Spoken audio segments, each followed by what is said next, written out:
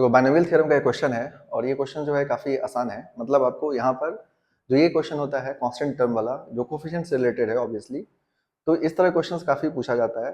जो यहाँ पर ये क्वेश्चन है थोड़ा सा अलग हो जाता है। मतलब आपको यहाँ पर थोड़ा एक्स्ट्रा सोचना पड़ेगा क्योंकि जो दो टर्म वाले क्वेश्चन होते हैं वो थोड़ा ईजी होता है जो कोफिशिएंट का रिलेटेड होगा।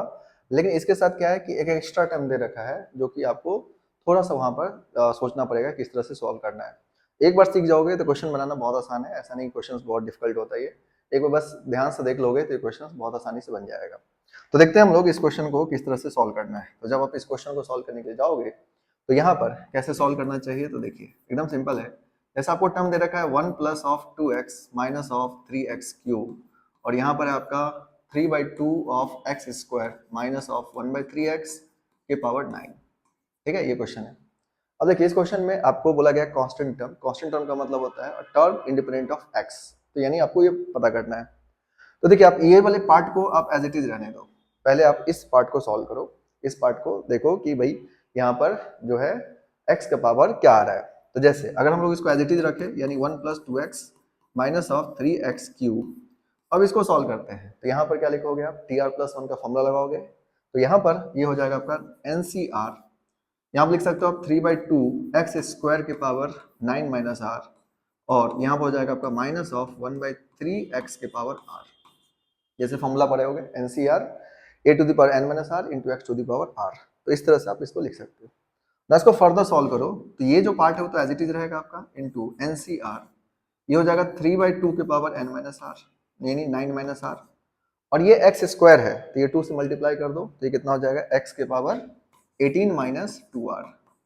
फिर आ जाएगा आपका minus of 1/3 power r into x के पावर कितना हो जाएगा माइनस r, x के पावर माइनस r। तो यहाँ पर ये वैल्यू मिल गया आपको। जैसे -1/3x है तो x के पावर माइनस r हो गया क्योंकि x ऊपर जाएगा और -1/3 पर r एज इट इज रखो। नाउ इसको और फर्दर सॉल्व करो तो देखो यहाँ पर ये जो पार्ट है आपका 1 plus 2x minus of 3x cube, ये तो एज इट इज है। यहाँ पर हो जाएगा आपका 9CR, ये हो जाएगा 3/2 के पावर 9 माइनस r। यहाँ मिलेगा आपको x -1/3 पावर r और ये हो जाएगा x के पावर 18 माइनस 2r है और माइनस r तो कितना हो जाएगा x के पावर 18 माइनस ऑफ 3r।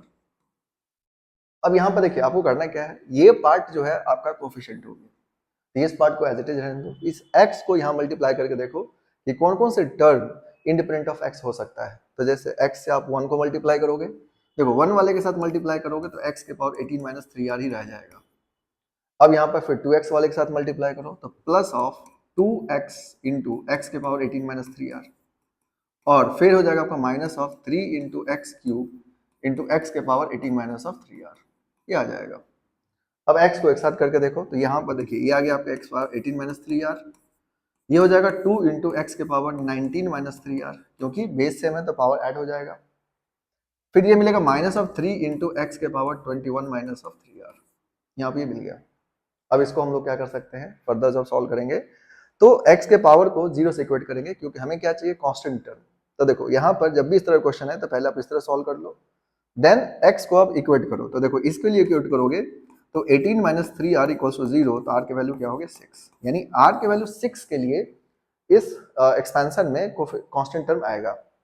लेकिन जब आप इस टर्म के लिए सॉल्व करोगे तो 19 minus 3r is equals to 0, यहाँ से r के वैल्यू कितना आ जाएगा 19/3 और ये जो है आपका जो है ये इंटीजर से वैल्यू नहीं है, पॉजिटिव इंटीजर होना चाहिए था r का वैल्यू, लेकिन ये फ्रैक्शन में है तो इसका मतलब ये टर्म्स नहीं आएगा इसमें, यानी ये कांस्टेंट टर्म क्रिएट नहीं कर सकता। फिर यहाँ पर देखो 21 माइनस 3r है तो 21 माइनस 3r को 0 कर दो तो यहाँ से r के वैल्यू कितना आ जाएगा 7, यानी दो वैल्यू के लिए यहाँ पर आपको कांस्टेंट टर्म आएगा। इसका मतलब ये होता है। अब आपको ये बात पहले इतना ध्यान रखना पड़ेगा, समझना पड़ेगा। तो देखो हम क्या किए यहाँ पर, जब आप इस क्वेश्चन जब भी सॉल्व करो, इस तरह क्वेश्चन बहुत स्टैंडर्ड क्वेश्चन है कोफिशिएंट से रिलेटेड, तो आपको इस पार्ट को छोड़ करके पहले इसको ऑपरेट करना है। इसको ऑपरेट करके जब सारे x एक साथ हो जाएगा उसके बाद आप इसके साथ ऑपरेट कर सकते हो, हर एक एलिमेंट के साथ ऑपरेट करो एंड देन देखो कि कौन कौन से x जो है आपका यहाँ पर कांस्टेंट टर्म क्रिएट कर सकता है। तो आपको दो वैल्यू मिल गया, जैसे r equals to 6 and r equals to 7। अब आप क्या कर सकते हो, इसको यूज करके आप कांस्टेंट टर्म का वैल्यू फाइंड कर सकते हो बहुत आसानी से। तो देखो अब हम लोग क्या करेंगे यहाँ पर, जैसे ये हमारे पास कोफिशिएंट है तो इसमें हम r के वैल्यू क्या करेंगे, एक बार 6 पुट करेंगे एंड 7 पुट करेंगे एंड देन हमारा टोटल एक्सपेंशन आ जाएगा, मतलब टोटल कांस्टेंट टर्म आ जाएगा। तो देखिए अब आप इसको फर्दर अगर सॉल्व करते हो, फर्दर जब सॉल्व करोगे तो बेसिकली क्या हो जाएगा यहाँ पर कि आर के वैल्यू 6 पुट करो तो ये हो जाएगा 9c6, ठीक है, क्योंकि ये 1 ही था, ये हो जाएगा 3/2 के पावर 9 माइनस 6, और ये मिलेगा आपको -1/3 के पावर 6, ठीक है, ये आ जाएगा। और तो कुछ आएगा नहीं यहाँ पर r इक्वल टू 6 के लिए। ना इसको फर्दर सॉल्व करो तो देखो 9c6 9c3 के इक्वल होगा, 3/2 के पावर 9 माइनस 6 है, 3/2 के पावर 3 हो जाएगा, और ये मिलेगा आपको -1/3 के पावर 6, यानी ये हो जाएगा बेसिकली 1/3 पावर 6। ना इसको सॉल्व कर दो फर्दर।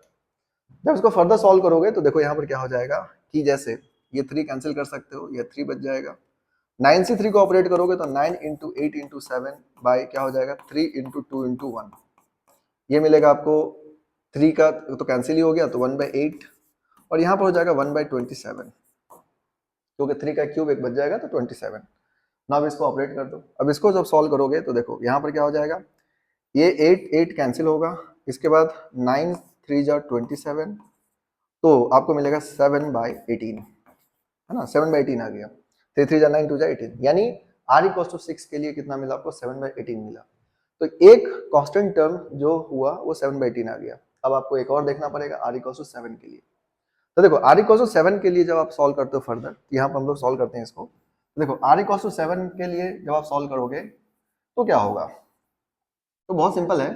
अब r इक्वल टू 7 के लिए आप जब सॉल्व करोगे, r इक्वल टू 7 पुट करोगे, तो यहाँ पर ध्यान रखना कि कोफिशिएंट में आप सिर्फ इसी को नहीं ले सकते यहाँ पर, क्योंकि -3 भी है इसके साथ, तो -3 को भी कंसीडर करना पड़ेगा। तो यहाँ पर आपको मिलेगा r इक्वल टू 7 में -3 इंटू 9c7 इंटू कितना हो जाएगा 3/2 के पावर 9 माइनस 7, और ये हो जाएगा -1/3 पावर 7, ये मिल जाएगा आपको।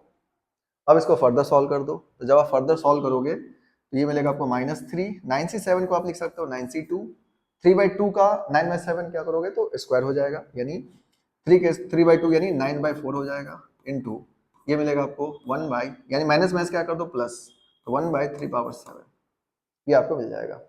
अब इसको फर्दर आप सॉल्व कर सकते हो। तो देखो यहाँ से 9 है तो ये 9 से आप कैंसिल करोगे, यहाँ पर ये 3 भी है तो ये कैंसिल हो जाएगा, क्या बचेगा आपका 4, क्योंकि ये 3 के स्क्वायर 9 एंड क्यूब 3 हट जाएगा तो क्या मिलेगा आपको 4।